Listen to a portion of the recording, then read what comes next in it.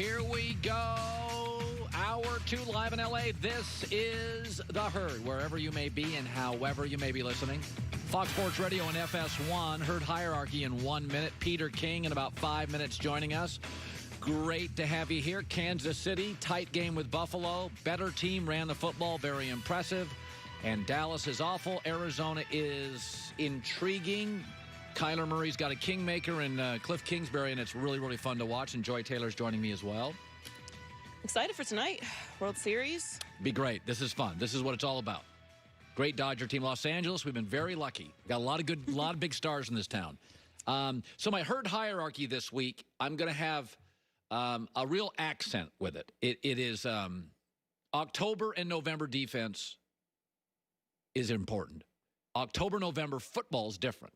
In September, the weather's good. It's sunny. There's no wind. Last night, we saw our first cold weather game, crappy weather game. Football now changes.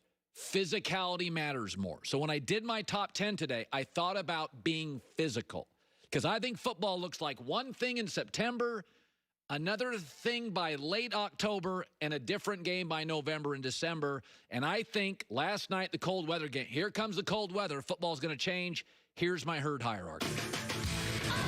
Herd hierarchy. Time is now. Let's go. The top 10 NFL teams according to Colin. Number 10. Chicago Bears. They've held all their opponents under 30. Best in the NFL. I cannot unsee what they did to Tampa Bay. They pushed Tampa Bay around the field, induced 11 penalties by the Buccaneers.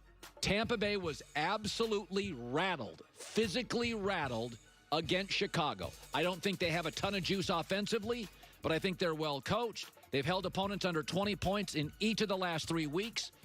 I have Chicago at number 10. Number 9. Rams. Why? Because they're favored by 5.5 over Chicago. That's what the analytic mavens and the odds makers think. They did not play well this week. And I know 4-0 against the NFC East. But I think the defense is better than people give it credit for. The Niners were playing with absolute urgency Sunday, and I think this is a very good football team in a tough division. And they've had a lot of travel. This is a good football team. They're favored over the Bears. They can be explosive when Jared Goff has time to throw. I'll put the Rams at 9. Number 8. I'm sorry, I put the Packers here. I think they're a September, early October team. I can't unsee them getting pushed around again by Tampa. Pushed around twice last year by San Francisco. Pushed around by the Chargers. Pushed around by Philadelphia. This is a football team that does not like to get into a fist fight. And now the weather changes.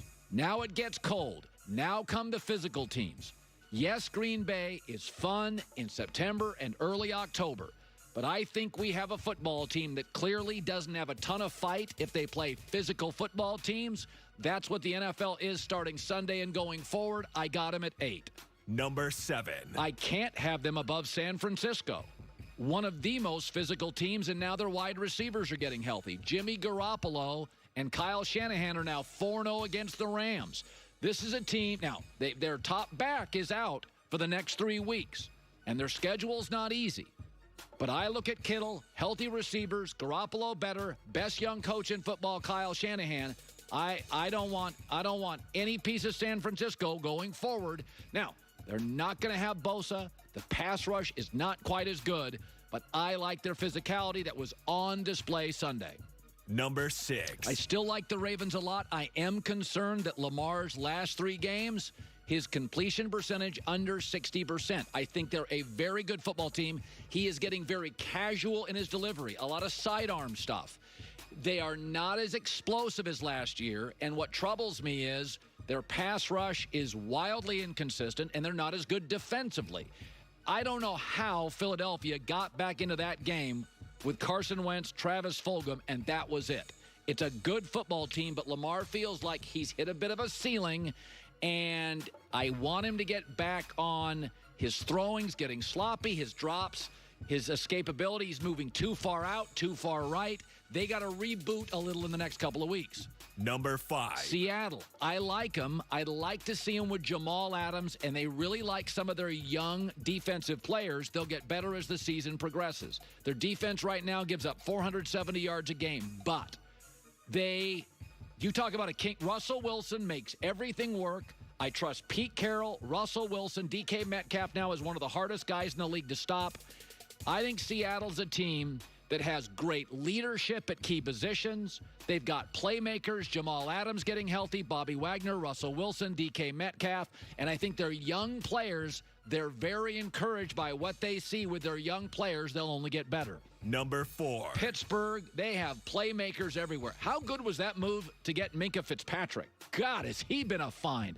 And I'll tell you, Chase Claypool is the closest thing to Calvin Johnson I've seen. He has changed that offense. He is that guy, you throw him a 7-yard hitch and you cross your fingers, you have a cornerback that can bring him down. Their defense is fantastic. Big Ben's making no mistakes. They are significantly more buttoned up than I thought they would be. I was completely wrong. Pittsburgh at 4. Number 3. By an inch, Kansas City. I loved what I saw last night. I loved the running game. 245 yards. That is the most in the Mahomes era. There are some times defensively they worry me, and they can be a very first-half average team. They have a plus 25 point differential in the first half this year, and when you consider some of the teams they played and their talent, they are a slow-starting team that worries me. Number 2. Tennessee Titans. I think Vrabel's the next great coach.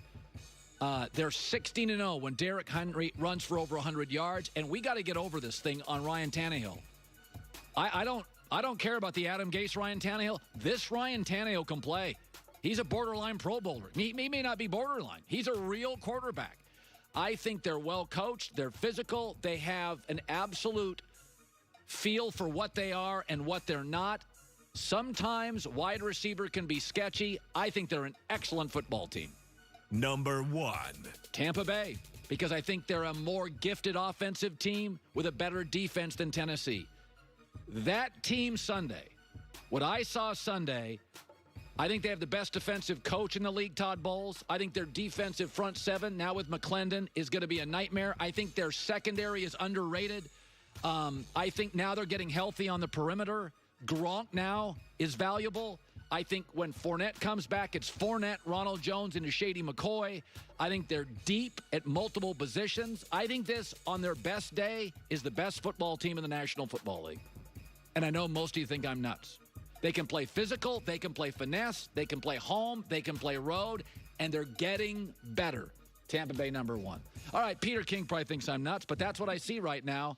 I got to tell you, Tennessee right now, watch out. Peter King is now joining us via the Coward Global Sound.